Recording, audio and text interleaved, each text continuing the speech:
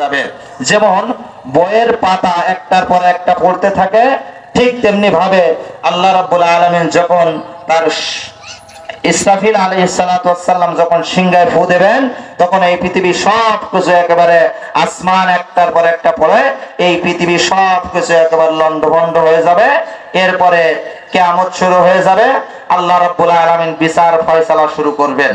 বিচার ফয়সালা যখন শুরু করবে, এক শ্রেণীর মানুষ যাবে জান্নাতে, আর এক শ্রেণীর মানুষ যাবে কোথায়? জাহান্নামে।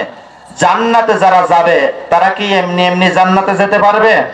এমনি এমনি কিন্তু জান্নাতে যাওয়া যাবে না। জান্নাতে যেতে হলে জান্নাতে যারা যাবে তাদেরকে অবশ্যই অবশ্যই কঠিন পরীক্ষার সম্মুখীন করা হবে। ওই পরীক্ষায় যারা উত্তীর্ণ হবে, আল্লাহ রাব্বুল আলামিন শুধুমাত্র তাদের জন্য জান্নাতের মেহমান বানাবেন। বলেন সুবহানাল্লাহ।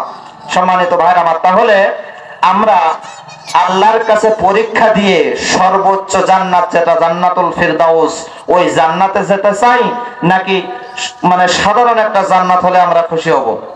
আমরা সবাই জান্নাতুল ফিরদাউসে যেতে চাই না? আল্লাহ রাব্বুল আলামিন কবুল করে বলেন আল্লাহুম্মা আমিন।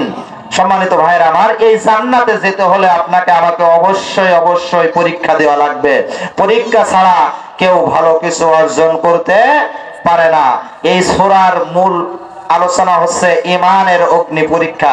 অর্থাৎ আমরা মুসলমান নামাজ পড়ি এবং রোজা রাখি, অন্যান্য ইবাদত বন্দেগী করি।